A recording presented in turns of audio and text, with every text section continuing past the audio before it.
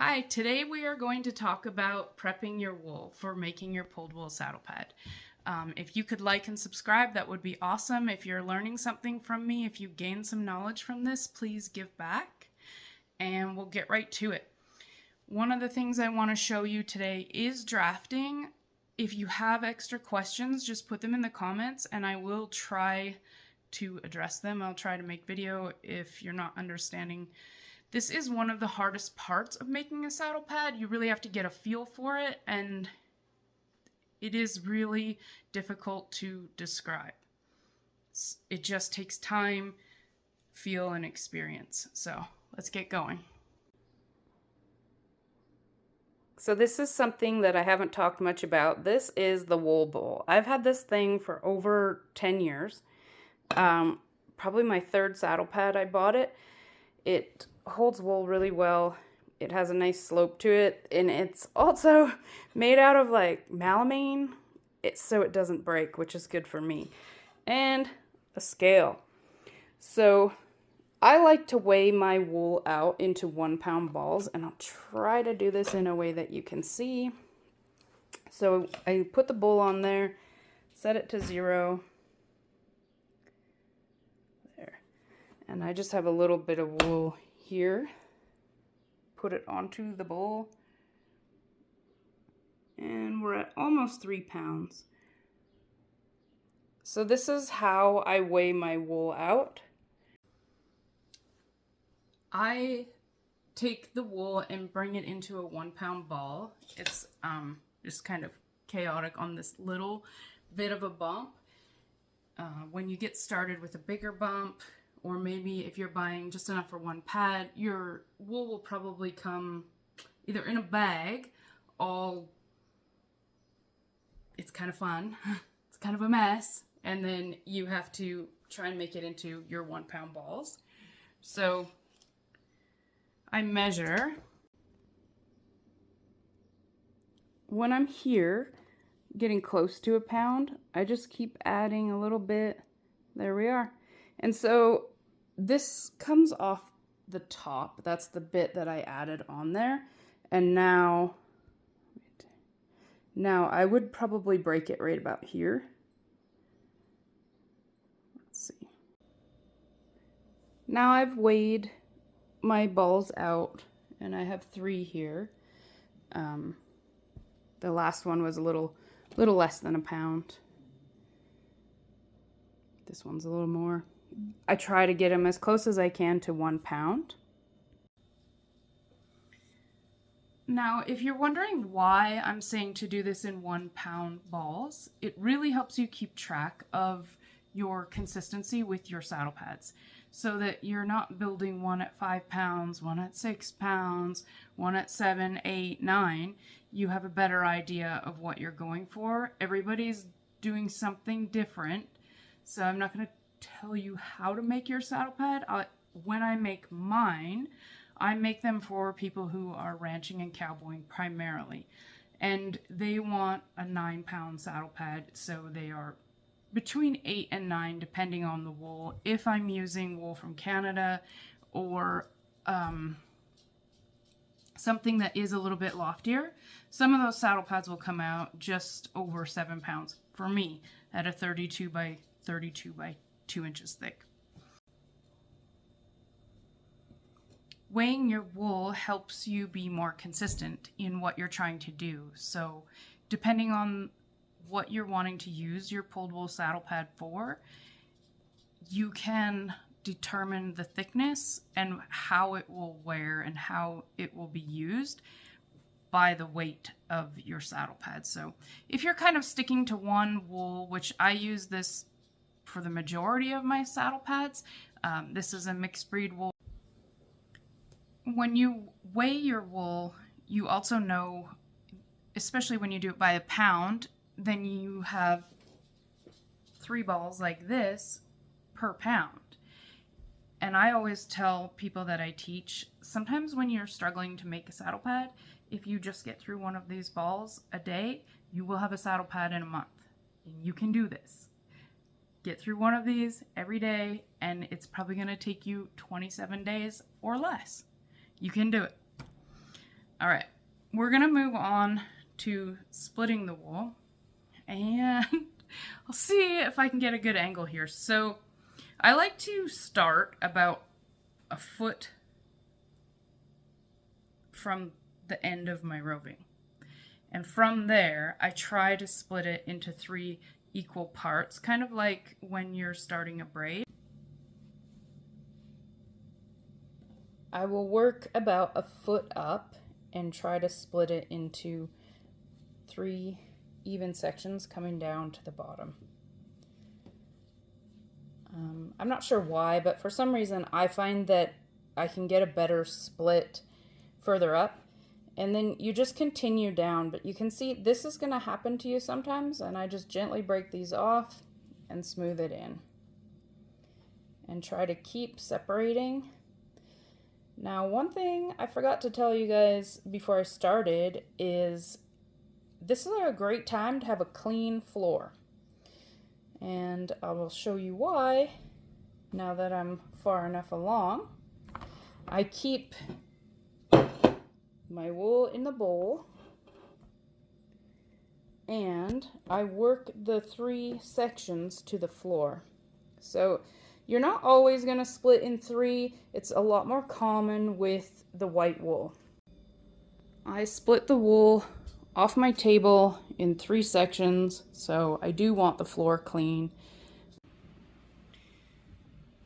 From here, I just keep splitting it into as even thirds as I can. So with the white roving, the comb top, I'm usually always splitting into a third and then drafting it smaller from there.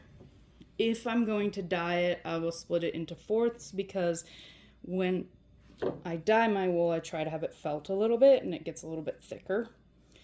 For now, we'll just work here with the most basic. And just so you know, the white wool is the easiest to work with. It's soft and smooth. It drafts really easily. When dyed wool kind of grabs on itself, it's a little bit harder to draft.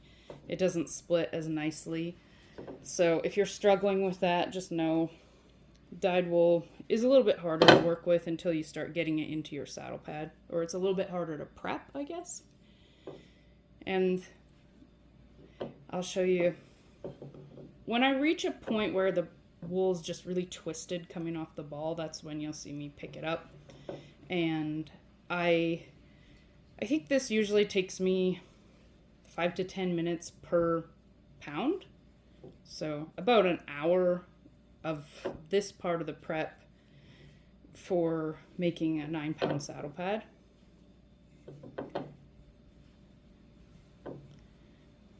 And you can do this part standing up too. You don't have to do it sitting down. So saddle pads do have you sitting a lot. Oh, sorry. So I will just twist it. I'll have to do that again. I'll get you on the next one. And when I get to the end, I have 3 piles. So one in the middle, one on right and left leg. Once I'm finished splitting the ball, I just ball them up again into smaller balls. So that doesn't take very long. It's less than a minute per third of a pound. So they're just going to be roughly a third of a pound. I don't weigh them from here. I just try to split them as evenly as I can. And once they're into their third of a pound, then I draft them. I'll have you guys just hang with me while I get this one all balled up. And it's not the greatest. They don't have to be beautiful at this point, because from here you're going to draft. For drafting, I draft everything into this basket. So I work from the bowl to the basket. For drafting, I like to start about a foot along the roving.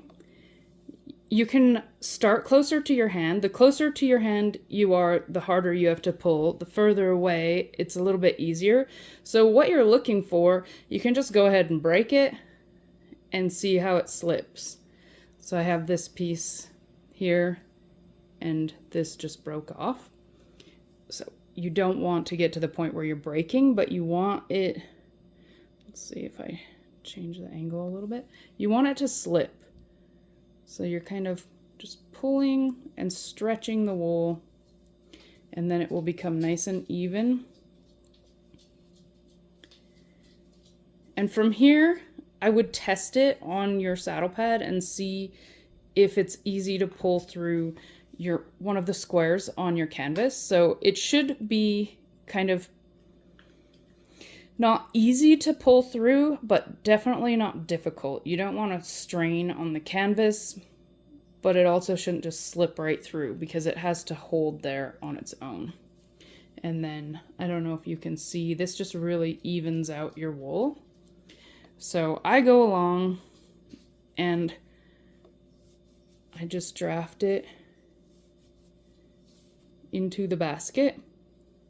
And the reason that I do this is as I work on the saddle pad, the wool is not twisted. So I can just keep working one piece without trying to untwist the ball. And that just is kind of time consuming and awkward. And if you just draft, you could use a box. This was something I had and it works really good. And I also have this system of, let's see, I put them through the handle and that helps me know that how many pounds of wool I have in there. So that's like the end, the end of each third of a pound. And I think I usually will work up to 3 or 4. Sometimes I squeeze 6 pounds in there, just pushing it down. Trying to get a little, here maybe you can see it slip. So you're just gently pulling and letting the fibers slip through your hand. And this is where you get a feel for it. The feel, I don't know how to describe to you. You literally have to feel the wool in your hands and get an even consistency. Another reason that this is so important is that it's going to prevent you from having hard spots in your saddle pad. If you can get all of your wool a nice consistent size, this is the only way you can really get there. And then all of your loops should be the same size. When you're starting out, you're gonna have a lot of times where you pull it, let's see if I can get it to focus, just a little too thin. I'll show you what that looks like too. Maybe you've got a section that you ended up, where are we? Hold on. Here, this is thicker. I don't even know if you can see, like this is much thicker and then this got thin. So I would just leave that and put an extra loop in the saddle pad. Like where I would normally skip a loop, I would put that one in because it's so thin. It's not going to make a difference, but it's better than having it as a smaller loop, which kind of creates a gap in your pad.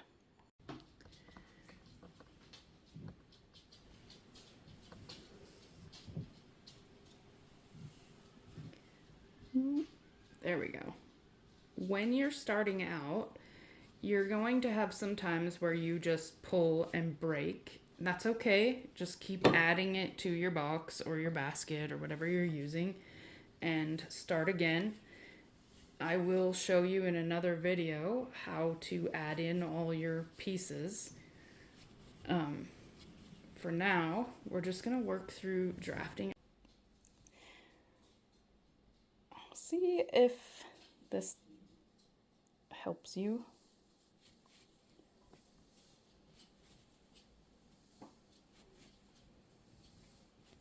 So you can do this any way that works for you, but I just kind of feel it and gently stop it with my thumb, push down and give it a little tug. There's Indy. He'll probably be in lots of videos. He's a little superstar. He can't help himself.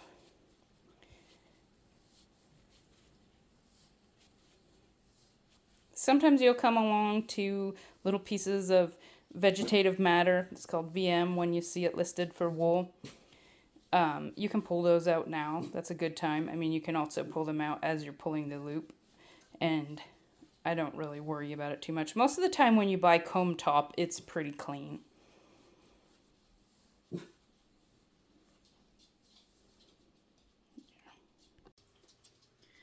Okay, so we'll do a little recap before we're finished. I take them from the 1 pound ball, split them into 3. Using this sweet wool bowl, you can get whatever you want. This one has a nice weight to it too, so it doesn't like pull off the table either. And then from there, we draft to the basket or box. And the reason that I do that is so that drafting is to get your wool nice and even. From the bowl to the basket is so that when I'm working my pad, the wool isn't twisted. If you just keep it in a ball, it will twist and you constantly have to untwist it as you're trying to work through your saddle pad. And I guess I found that kind of annoying and time consuming. So I just work to this basket and that's what works for me.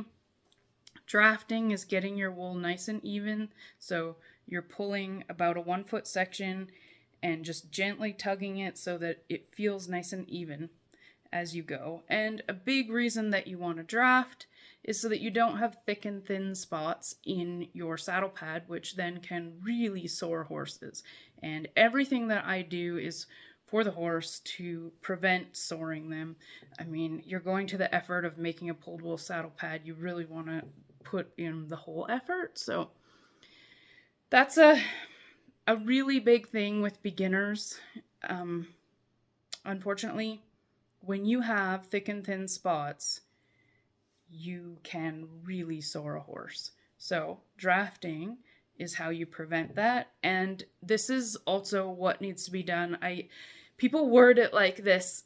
How do you make all your loops nice and even? So I'm not sure if it's like even in thickness or if they mean like my saddle pads are even across because I want them to be like 2 inches across, which also goes back to the thick and thin. If you have a lot that are sticking up higher and smaller, the big loops will kind of flatten out over the small loops and you will create a hard spot, and nobody really wants to do that. So sorry, I keep trying to I forget what I'm doing. I'm just talking and then not showing you. So we're just drafting, just pulling it nice and even, and it does take some time. I think pulled wool saddle pads are pretty easy as a concept to make, but they do take a lot of time and effort. Like everything that you're doing, you do have to be pretty conscientious about how this is going to work out on a horse.